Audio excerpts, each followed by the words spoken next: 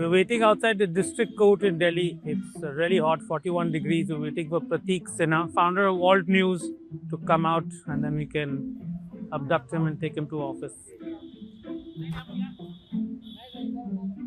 Hi. What's up? There was a court case. The court case? Yeah. Is that where you went to court? Yeah. What was the court case about? It's one particular media organization. They have filed a defamation case against us.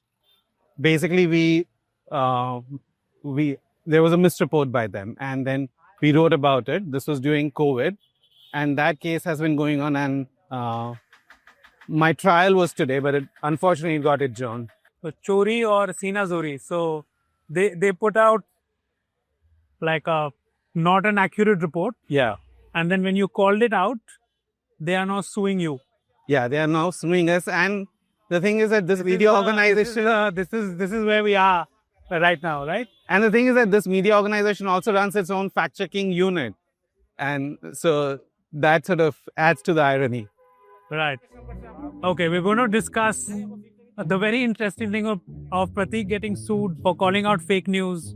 We're going to discuss a lot more. We're going to now take you to office, Pratik, where it's going to be a little cooler. It's really, really hot here. You're coming. Is Calcutta hotter than Delhi? No, Calcutta, this summer, Calcutta is much better. Calcutta is always much better.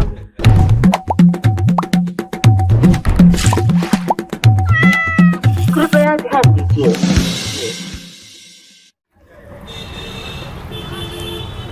Do you do court ka chakkar often? No, not really. Zubir has to do more court ka chakkar and police ka chakkar because, against Pravda, they're not.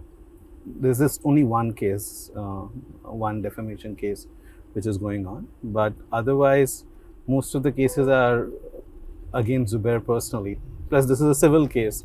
What Zubir is dealing with is criminal cases. It's egregious that somebody could sue someone for calling out fake news. It is egregious, but it's expected because, what is happening right now, which is, all this misinformation because of the conflict between India and Pakistan. And pretty much every media organization has put out misinformation to the point that now they are having to come up with a narrative that this is part of information warfare. This morning, BJP has put out a tweet saying that, if you don't support Indian media, there's this one particular anchor whose video has been put out by BJP's official Twitter handle, where they are saying that, तो क्या हो गया, एक दो गलत खबरें निकल गई. हम लोगों ने ये थोड़ी बताया कि होता ही है. देश भी जब युद्ध लड़ते हैं तो कई बार नैरेटिव की लड़ाई बहुत अहम हो जाती है, और ऐसे में जब भारतीय मीडिया इस युद्ध में बहुत कुछ सही दिखा रही थी, देश का मनोबल ही ऊपर रख रही थी, एक आध खबर इधर से उधर हो गई तो हमें ही गद्दार बताने लग गए कुछ लोग. ऐसे लड़ेंगे आप युद्ध पाकिस्तान से और इस इकोसिस्टम से इतने कम विश्वास के लेवल के साथ. Fake news now is a patriotic duty. And it is an official policy. Is ecosystem. Yeah, it is an official policy that that misinformation can be used for nationalistic purposes. So then, coming back to this court case, of course, when you call out media organizations for their misreporting, and the misreporting is not accidental. Neither was, stating that that Karachi के port को उड़ा दिया है. That was an accidental, or all the... क्या Karachi port नहीं उड़ा है? नहीं उड़ा है. क्या? अरे नहीं उड़ा है. क्या बोल रहे हो तुम? नहीं. But I think what you're saying is really important, is really serious. Jokes apart, is that we have reached a stage of misinformation where it is now nobody's even denying it. Rather, people are owning it. Sina ठोक के कह रहे हैं कि हम misinformation करते हैं. Yeah.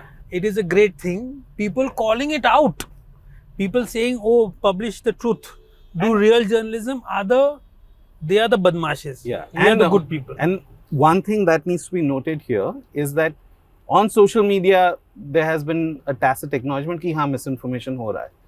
This is the first time mainstream media is doing that acknowledgement. ये तो बहुत time. This has been there for a long time.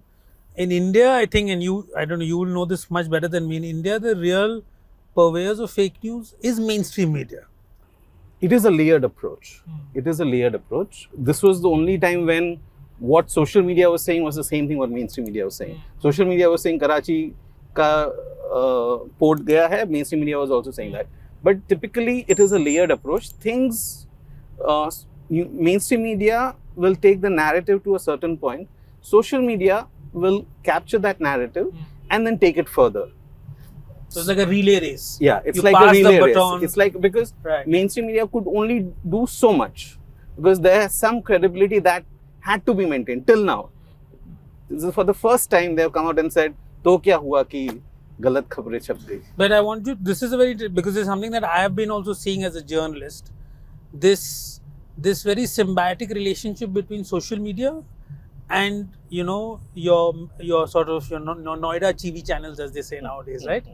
That Twitter पर they'll run something and then it'll be there on 8 p.m. And then again the 8 p.m. thing will be there on Twitter. How does this work? Is it really coordinated, or is it something that's just happening by chance? My opinion is that it is coordinated. It is not accidental. It is not by chance.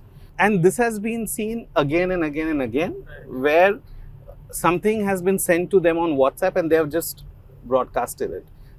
And then who all is broadcasting? The mainstream media journalists are broadcasting on Twitter, but the BJP IT cell is also broadcasting the same thing. So there is a common messaging that is going out, which can only indicate that it is a coordinated approach. So this is something that, look, I think a lot of people think fake news is something that happens inadvertently, like a rumor. And maybe part of it is that. But this is something that I think you guys at Alt News would know, that fake news is clinically manufactured, right? It's a very highly manufactured and thought out product. Yeah. Let's use the word misinformation, because fake news sort of takes away the nuance. What is the nuance? Give me the difference. The nuance is that misinformation can have various degrees of falsity.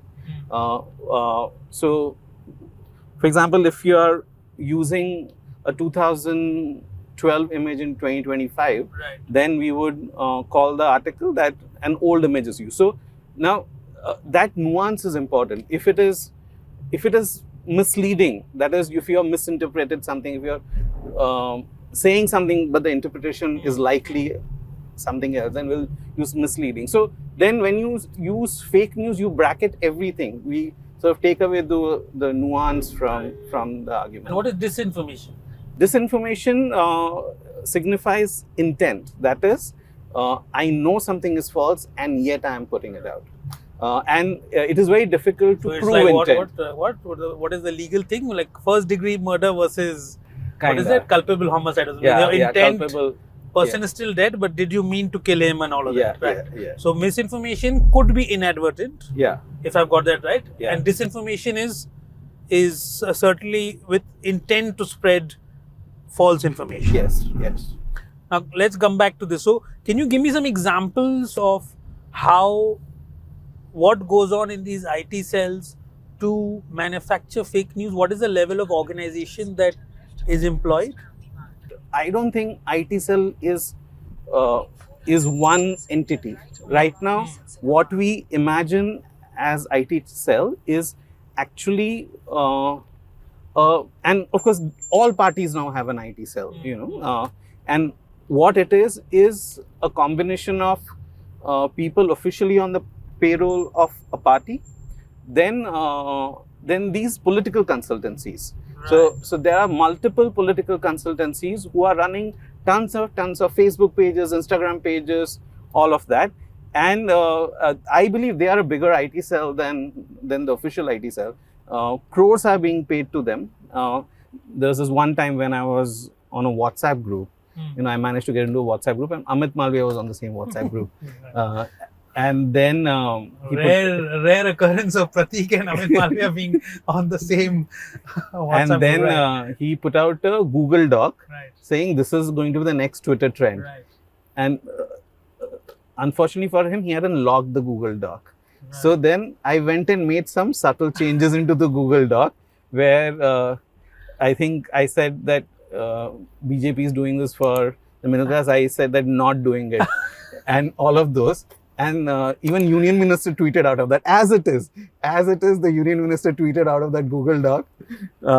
So, I mean, that was very, very funny. That was hilarious. But I remember that. So they tweeted out all anti-BJP yeah, stuff. they tweeted out all Right. anti-BJP stuff. And So they didn't even read. that was the evidence that they don't read. You know what is the greatest example of this? This is actually nothing to do with misinformation. But I think some 10 plus years back, I think SM Krishna was the foreign minister and he'd gone to the UN. And somebody gave him, he was going to read a speech, but by some mistake, somebody gave him the speech of some other country, Portugal or something, and he read it out. He didn't realize that, you know, when you're saying things like Lisbon as a capital and all, like, it's not. Like, so politicians, they can be very smart, but yeah, they can also be not so smart once in a while. Yeah.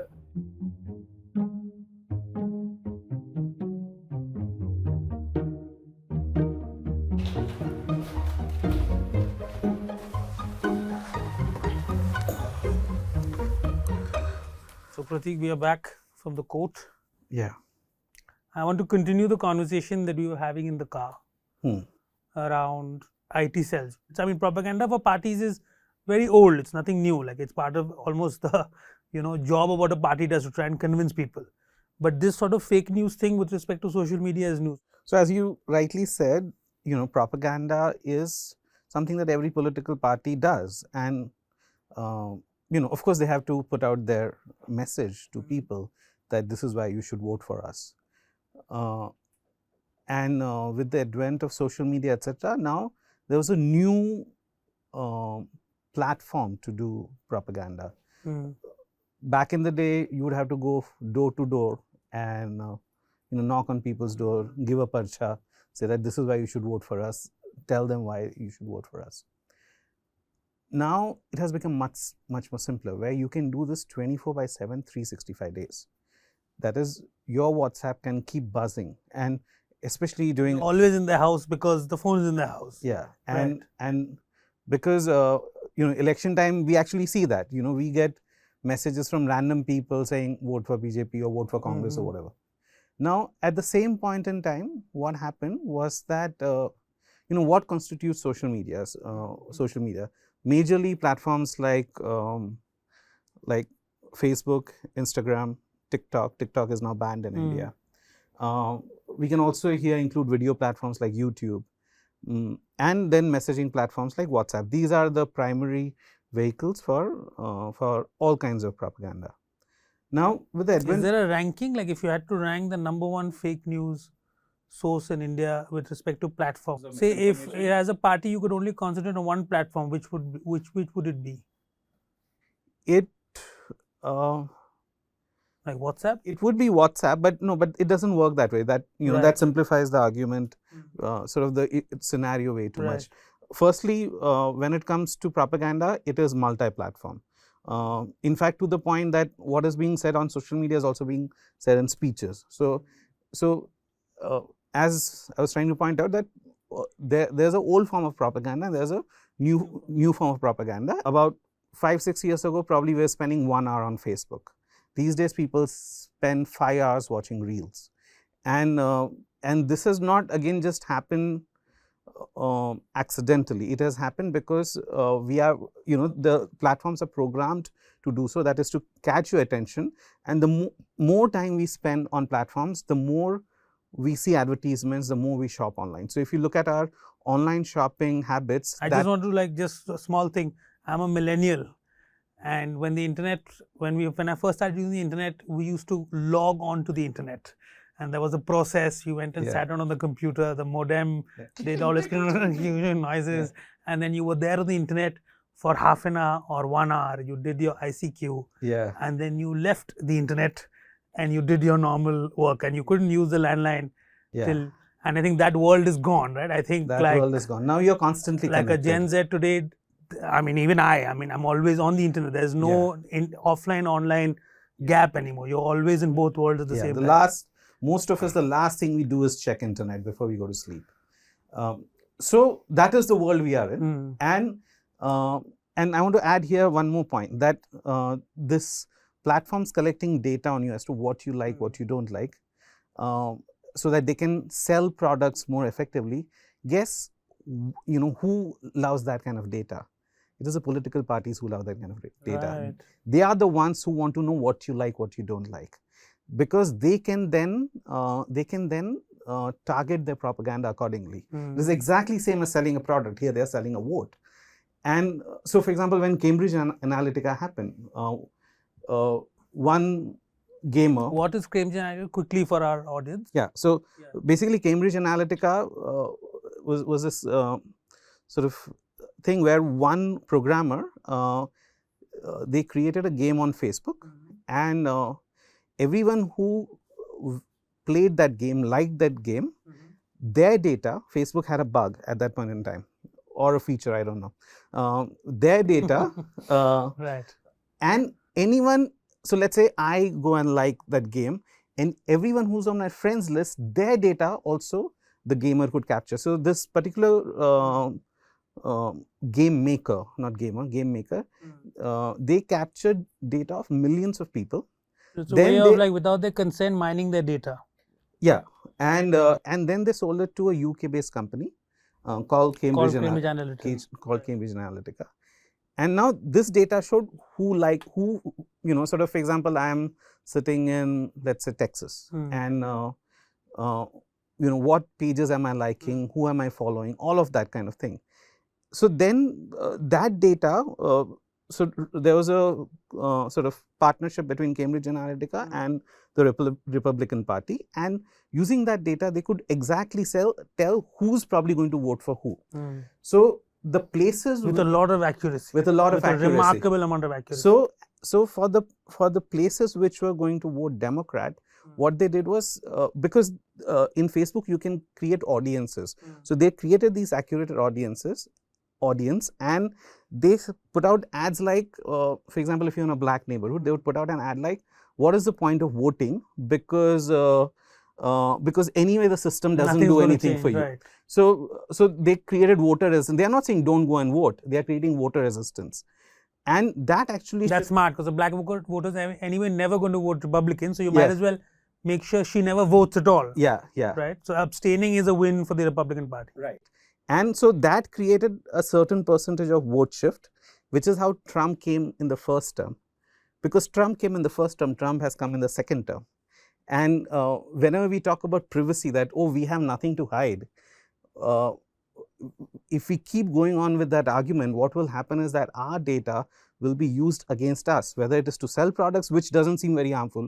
Oh, what is the problem if I'm going to sell, an extra toothbrush to you? But the problem is that data which is being used to target you from the point of view of products is also being used to target you, target your democratic rights, your politics and everything. And that is where things completely change, that if data as to what you like, what you don't like is going to decide what is the political fortune of a country, then that is a very dangerous place to be in. I think that's the politics thing, of course, is the height of dystopia. But for me, even the products thing is so dystopic. Like, why will an algorithm decide what Shoaib Daniyal will buy? Like, I want to decide what toothpaste I want to buy. And plus, there have been cases where, so for example, if there's an article where this woman is pregnant and she changed her shampoo. Okay, and this is not a Facebook thing. This is, I think, a Walmart thing, one of the big stores. And you know what data collection can do. So she changed her shampoo, and if you go for I think a non-fragrant shampoo, that is an indicator that you could be pregnant. So she bought a few things, 4 things, which indicated that she's pregnant. And then they started sending, before even she knew that she was pregnant, they started sending things that, hey, congratulations on your pregnancy, would you want to buy this? So this has also happened. That's crazy. So not caring for our data, while this argument will be constantly given to us, this guilt, ki aapko kya chupana hai, what do you have to hide? Basically making you feel like a thief. If you say that, oh, I care for my privacy, everyone will, Indians don't. So this is one thing that I've fought with my family about. They give away everyone. They give away their number at will, right? At restaurants, people will ask them for feedback number. They'll have number. So like I had to tell them that giving you a number is now the equivalent of maybe even more than giving away your address.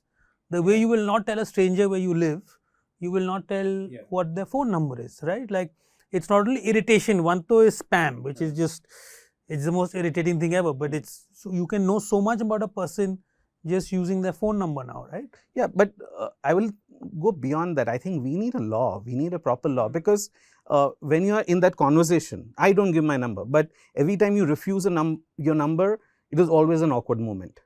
And not everyone wants to get into that awkward moment all the time. Exactly. So to be able to ask for private data so easily, it should not be that easy. There has to be some barrier to it. Yeah.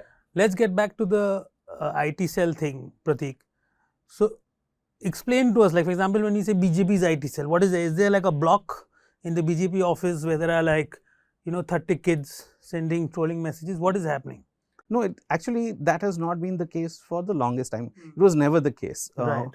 Actually, when BJP came for the first time in 2014, there was a political consultancy there are more than one political consultancies which did a lot of work. In fact, Mr. Modi's makeover, social media makeover started much earlier. You're talking about IPAC. IPAC is 2014, 2013, but even before that, the social media, if you look at a certain time when social media started changing, what Modi was doing on social media, and all of that was not done by the quote unquote IT cell, but these were companies which were managing what Mr. Modi will put out, what sort of messaging will go out, graphics, all of that. So for the longest time, it's not been just a bunch of kids sitting in a room going at the keyboard. No, that is a wrong impression that we all have. Wrong impression. And now it has gone to another level. Yes, of course, there is party, there is their official IT cell, then there's the unofficial IT cell, which is people who are on social media. They will never say that they are they are officially BJP office bearers, but they are being remunerated. Again, this is not limited to BJP.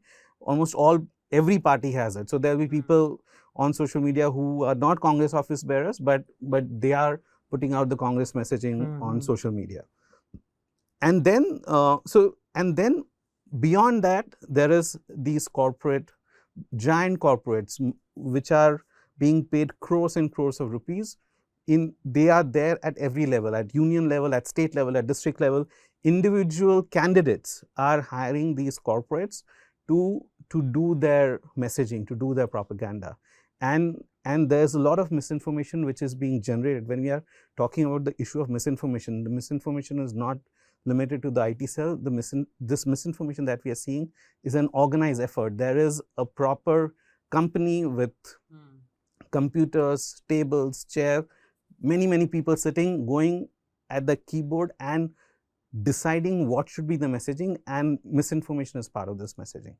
When you talk about IT cells, right, the Betaj Badshah is BJP, right? How is it so different from other parties? Like, and really I think the difference is really in terms of ability, not intent. I think every party would want to have an IT cell as powerful as the BJPs, but it can't.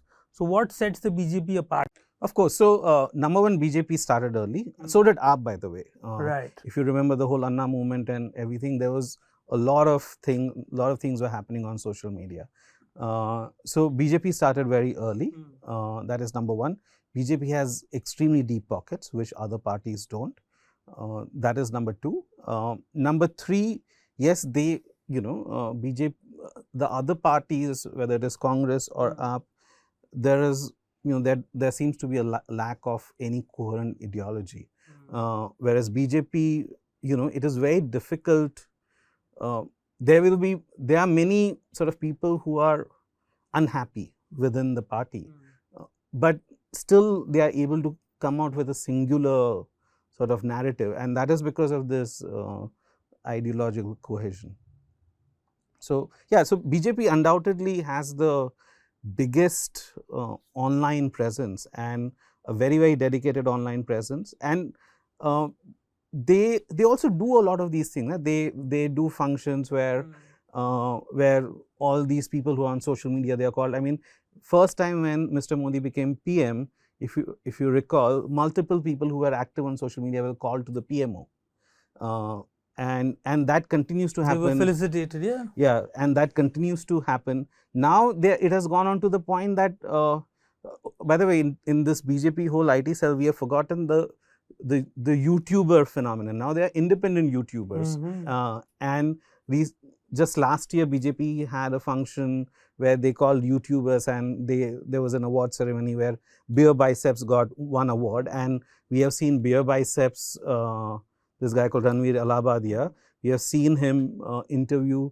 ministers after ministers after ministers after ministers. So I think he's now called Ranveer Prayagraj. So right, yeah. Sorry for that terrible joke. Right. So then, yeah. So it is actually extremely widespread, this whole BJP thing. I mean, you know, as journalists, so I mean, we see this, that obviously, like, IT cell is one part of it. The BJP is so good in getting out its message in very simple things. For example, the BJP will actually like meet journalists, talk to them in a nice way, in a friendly way, right? Diwali Milan. Whatever it is, like, you know, they'll be, I mean, you obviously know that they're, you know, I mean, they're obviously trying to get something out of you. So it's a PR exercise. So no journalist is stupid. But it's easier to talk to a BJP wala than even today to talk to a congressman. Congress has been out of power now for more than a decade yet. But yet, you know, I think there is this idea amongst the Congress and even other parties where it's partly intent, where they are slightly in an ivory tower, but it's also just partly lack of capability. The BJP is so good at this. You know, the other parties depend on personal charisma. So this leader is very good and that leader is very good. And sometimes it's very easy to talk to that leader. But as a party itself, you know, there's no channels and so on. It also feels that BJP is more nimble in terms of grabbing onto a particular narrative. Like someone random on social media would say something, and actually we documented this. This was recently, I've forgotten the article, but someone random said something on social media, and Amit Shah said that in a speech later on. So they are also very nimble in terms of, you know, grabbing onto propaganda. And that's, you know, it seems simple, but honestly, given how big parties are, that's a fantastic feat, because it's a matter of actually information flow. Yeah. Right. Amit Shah, you know, has really a lot on his plate. Yeah. Whether you like him or not is a different matter. He's clearly juggling a lot of balls in the air. That he has a clear channel, he has some chap coming and telling him, sir, ye bataiye speech mein. You know, and then he says it. That channel of communication is so important. Will Amit Shah थोड़ी ना Twitter पर बैठ के पूरा दिन scroll कर रहा है, नहीं कर रहा है, right? Clearly there is somebody, he's being told, there is some system of communication that has been set up by Amit Shah's office and the BJP. One thing though, Pratik, I think over the last few years the opposition has done better. Of course they have done better. Of course they have done better. But I mean, for example, when did Rahul Gandhi make his Twitter account? It was not, I think 6-7 years ago, right? I don't think is that late? 6-7 years back. Yeah, or maximum 7-8 years ago. Right, but very late, like very late, late comer. Very late. Sonia Gandhi still does not have a Twitter account. That's correct. Sonia Gandhi does not have a Twitter account. Does not have a Twitter account. Priyanka Gandhi came very late. Right. Robert Vadra was the only representative on Twitter. Right. So you know, all of these people have come very, very late. I didn't think about it, but yeah, Sonia Gandhi doesn't have a Twitter account. Yeah. Yeah. So all the other parties, they started, not other parties, Congress especially, they started very late. But even, for example, RJD, etc., they are new in this game. You know, even in West Bengal, TMC, CPIM तो अभी भी बहुत पीछे है. तो जो एक first movers advantage तो था ही बीजेपी का, और then now because they know how important it is. Like Amit Malviya, who used to be just on Twitter, is a big BJP leader. That's actually one of the things that is remarkable of the BJP. It's made big leaders out of social media and internet celebs, so to speak, right? Yeah, yeah. Like the I can't remember his name, the person who started the Off Stump blog in 2012, 2013. He's now a big government functionary. All of these people have become big names in the BJP. It's quite a remarkable pipeline, right? Like, for example, for the CPM, the pipeline is you become JNU president, and then one day you'll be CPM, general secretary. The BJP's pipeline is you start a blog, you get your groupies over there, and then you go on to great power. There's another person. His name is Dhaval Patel. He was again on Twitter, and today is a BJP MP from Gujarat. Can you imagine Twitter to BJP? It's and I really think that earlier, for example, when people would there's something that I had done some time back, a piece that I had done. For example, in Bengal politics, the way to win Bengal politics, or the way to be powerful in Bengal politics, was to hold rallies. Once you have that ground strength, you bring 1 million people to the brigade ground and this and that, then you're a party. And I think the BJP has fundamentally changed that through online propaganda, through online messaging, right? And BJP has that offline organization and has the online organization. So, for example, if Modi gives a speech, every BJP leader will tweet that speech without exception. So, which means that hundreds and hundreds of BJP leaders are tweeting the same speech, and which just happened day before yesterday.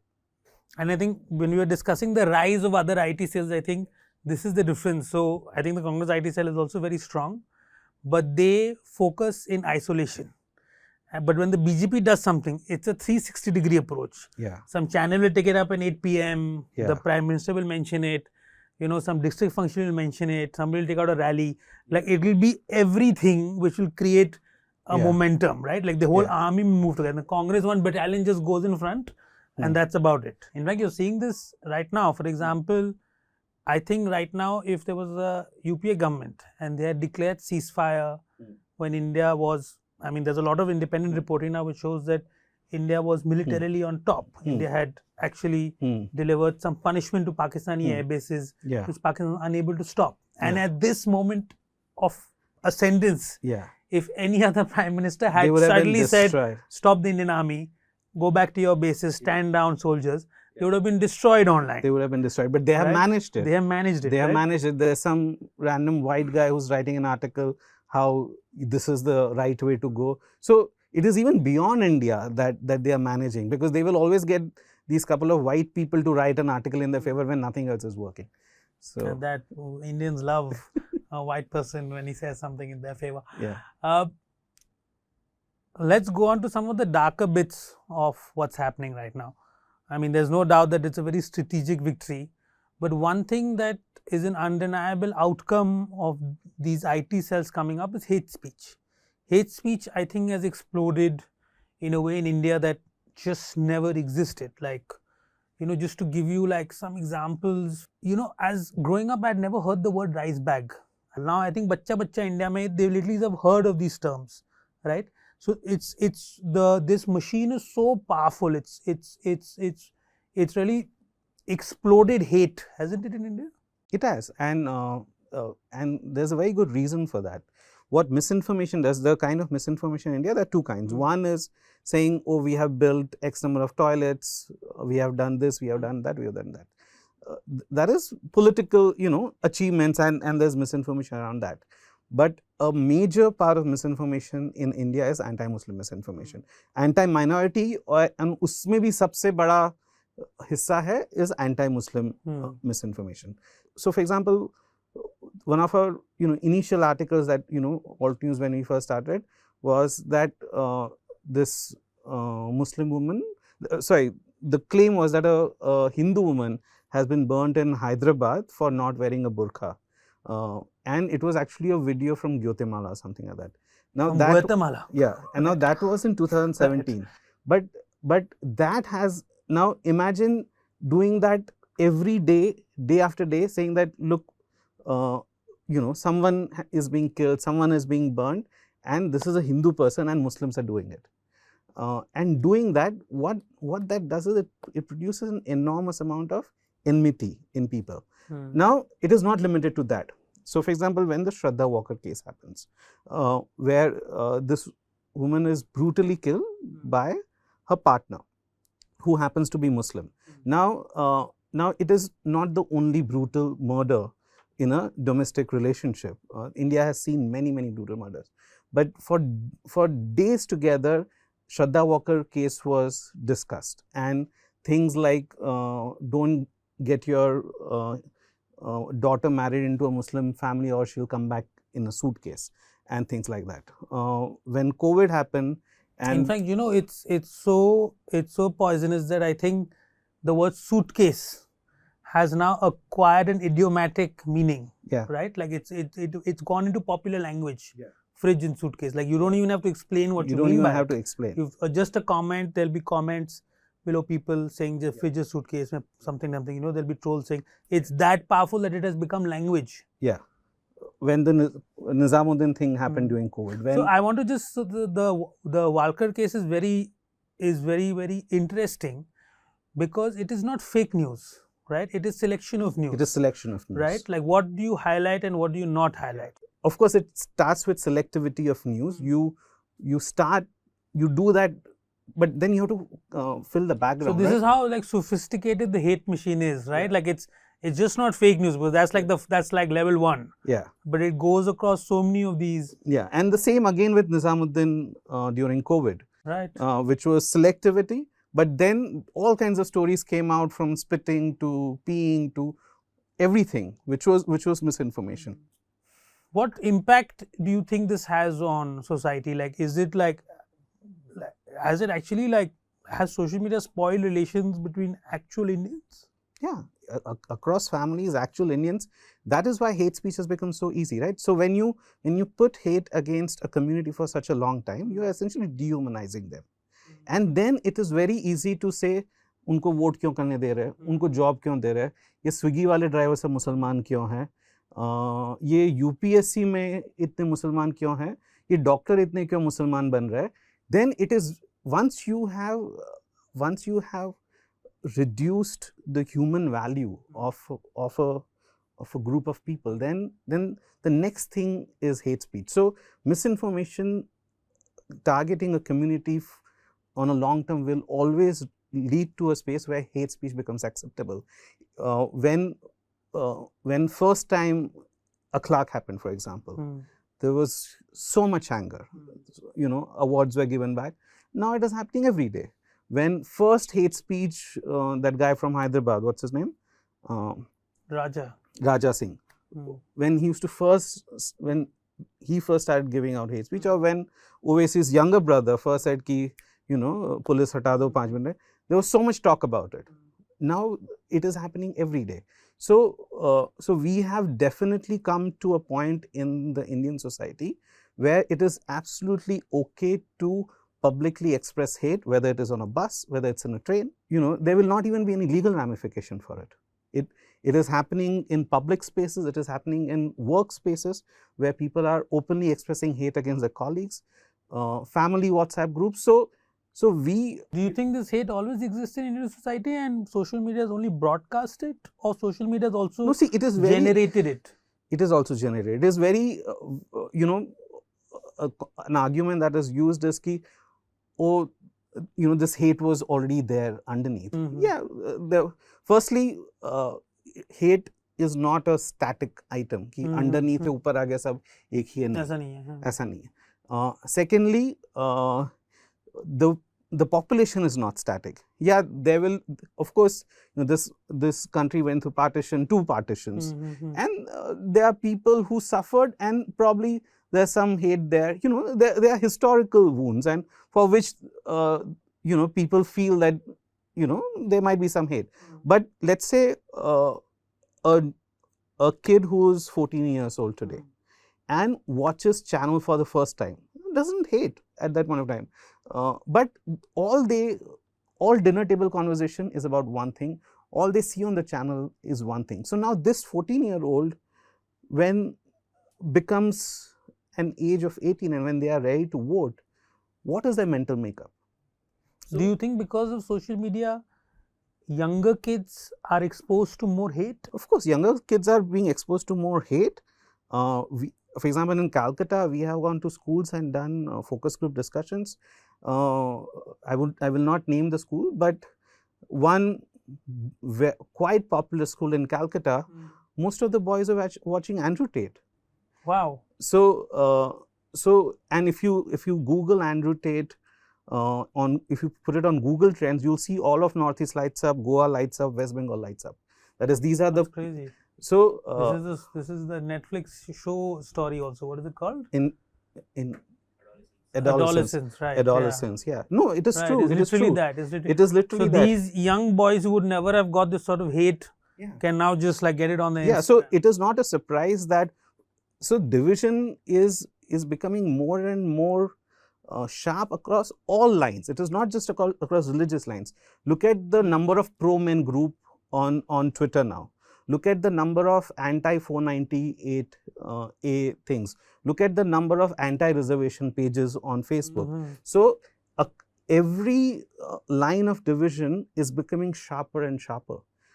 So hate this is not just religious hate. We are seeing all kinds of hate. You have seen the hate against any, for example, bully by happened. What is the other thing where women were bullied by? And so bully by case is where Indian Muslim women were quote unquote auctioned off. Yeah. Right. And again, this is what happened to the bully by case? Is that guy? He's out on bail, is he? They were out on bail, but it is a very interesting case that who was arrested. For example, one of the kids who was arrested from Guwahati. Some 17, 18-year-old boy. Can you imagine like a teenager, like a kid. 17, 18-year-old boy, not associated with any party, any nothing. He was sitting on his computer. And through COVID, because that's all children were doing. That's all they got. They thought that was what normal human interaction is, right? Yeah. So that is all they were seeing. So, and when the media went and asked his parents, what is happening? And they're like, we had no clue. He used to be in his room and we had no clue what he's doing. We just thought that he's studying. And one day suddenly he gets arrested. So this 17-year-old boy got radicalized sitting at his chair. That's such a good way to put it, right? He got radicalized. He got hit by this insane hate propaganda, which changed him as a kid. And he was, obviously not to make light of what he's done. It's a disgusting thing what he's done. But when he started receiving this hate, he was a kid unable to maybe even differentiate right and wrong, right? Yeah. And he got brainwashed, he got radicalized, right? How will you differentiate? What is your information source? Today, you would switch on any channel. Name one English channel today. Last straw was NDTV takeover. Name one English channel today. If you switch it on, that you can see anything close to authentic journalism. Name one Hindi channel today. Actually Hindi is maybe slightly better than English these days. I was having a conversation a year back with a friend of mine from Calcutta, and this has happened actually even in Bengali. There's this big right-wing shift in Bengali news channels, and he was telling me that these people will create haters out of my parents, because his parents are actually leftists. They've lived a very secular, just normal life in Calcutta, and they're old people. They must be like, I think, in their 70s. And a lot of their time is just spent watching TV because they don't have a lot of mobility, and they're just constantly being brainwashed by this thing, this Hindu Muslim, just 24 hours. So no matter how, unless you're 0.1% or the smartest, most empathetic, most people will get affected, right? I want to come to the effect of this hate on you personally, Pratik. Alt news has, played this incredible part in countering misinformation. So much of it is, as we were discussing, hate, right? Just straight up hate. So you must be receiving a lot of Zubir the most. Zubir is the leader. There's no doubt about it. There's no comparison. Because he gets it because of his name, I guess. There's this combination of fact checker plus Mohammed Zubir is doing it. Yeah, because of his identity, because he's vocal. Right. I have taken a slight step back on social media. I don't post. Just recently I've started posting again. But for a bit, I was not posting much on social media. But Zubir has faced the brunt of it. Just the other day, his home address was leaked. 2 days before that, my phone number was leaked. his phone number was also leaked. Plus, of course, there is this constant trolling, but Zubair has faced much more. He has faced criminal cases. He spent 23 days in jail. There are still, just recently, I think, a couple of cases against him. Finally, he was acquitted from those cases, but or rather, the police said that there is no case. But still, there are some 6-7 pending cases. So it does not just affect him; it affects his family. He's got children, he's got a wife, he's got parents, he's got siblings, and the whole family is living through this just because he's pointing out hate speech, he's fact checking. I have also seen it. My mother also gets it. My mother, Nirjay Sinha, who's the director of Pravda Media Foundation, she also gets hate because she's also active on social media. She's active on Twitter, so she also gets a lot of hate. So it's there all the time. But what is most challenging? Zubair ki to kahani alag hai. But I feel, if I am speaking for the team, I think what is most challenging are the times, for example, during the Israel-Palestine thing, which is of course still ongoing. But when the Indian IT cell, when the BJP supporters got involved in it and started putting out all the anti-Palestine, pro-Israel things, and then we were basically just looking at dead bodies every day, saying that all kinds of images of dead bodies. That must have really gone inside your head, right? Like to see death. Yeah. A million times a day, and that took that in such a gruesome form. Yeah. So that is what is most difficult. The trolling, the hate, all of that is manageable. You talk to your friend and said, okay, this is part of. But is it really doesn't it no matter how steely you are, like if someone is abusing you, even if you're opposed to marriage, doesn't it get to you a little? I mean, it gets to me actually, like why should a stranger hate me? Not anymore, and maybe that is not a good thing to happen. I think it's a terrible thing to happen. You should go to a therapist. I think to stop feeling. I think that's my fear. Because I mean, I'm not as as up shit creek as you are, but I think a lot of my job also involves looking at bad things, right, so to speak, right? Looking at bad things is literally what I do every day.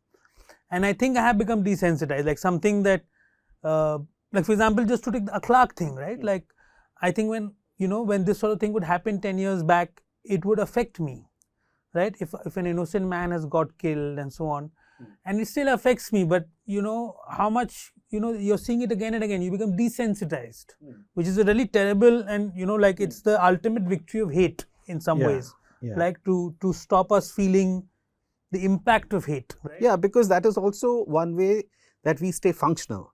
If we have to do the work that we have to do, there are some parts of us which have to numb. You have to numb. You have to numb. There is no other way. Otherwise, you can't function. You won't be able to do your job. Yeah, right? Because for example, when my phone number got leaked, so many WhatsApp messages, teri maa ka, tere baap ka, teri maa ka, tere baap ka.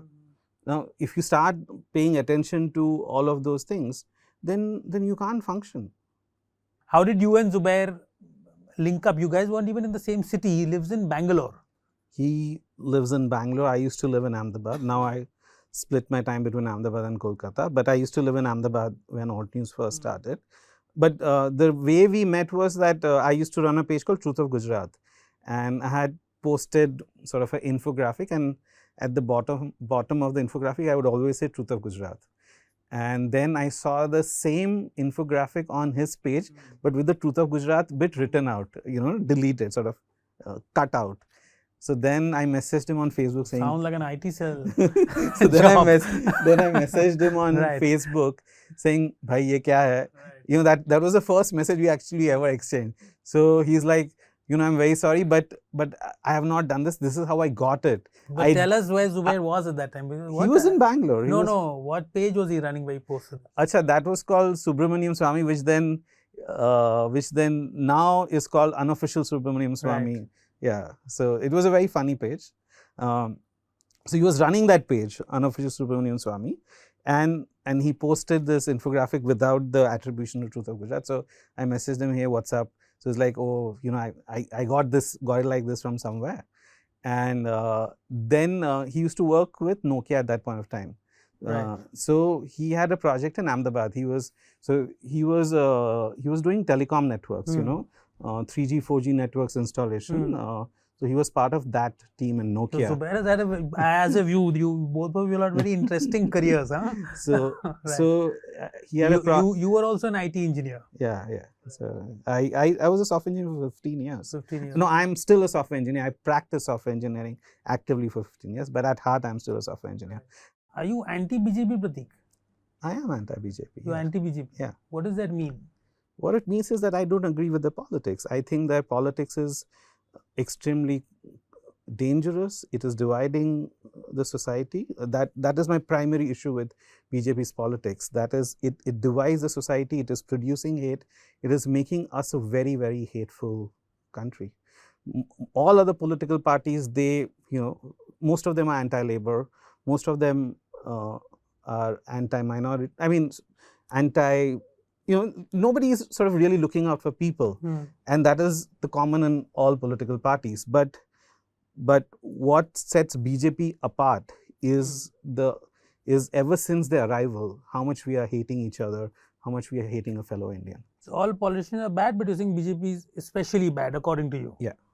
Doesn't that though affect your job as a fact checker if you have such strong political opinions? Firstly, I feel all journalists have strong political opinions. I don't think there's any journalist who doesn't have a strong political opinion.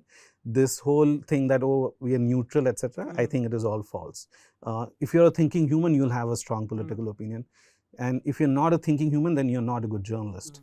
So it is just that they don't express it. Some of us express it. Number one. Number two, journalism is a matter of process. It is, how you do good journalism is that there has to be a process which takes out the bias. So, for example, we have a number on which we get messages. Can you check this? Can you check this? Can you check this? And so we go through that feed. We examine many of those things and say, okay, should we do the story? Is it viral enough? Yes, it is viral enough. Let's do the story. Doesn't matter. It is misinformation. It doesn't matter whether it is by BJP, Congress, TMC, by who. It's a machine. Like you put in the input, it will give out an output. Yeah. So what there have to be processes. That is how everyone will have individual biases. There's so many people who may have a pro-BJP bias, but does that mean that as an organization you sort of do propaganda for BJP? No. There has to be a process which ensures that the bias of an individual does not become representative of what the organization does. Thank you so much, Pratik, for joining us. First maiden Adda guest. Thank you, viewers, for watching our first episode of Scroll Adda. Remember, if you like what Scroll does, if you want to support independent journalism, non-Goti journalism, please support Scroll. Go to scroll.in/contribute. This is Shoaib Daniyal signing off. Thank you.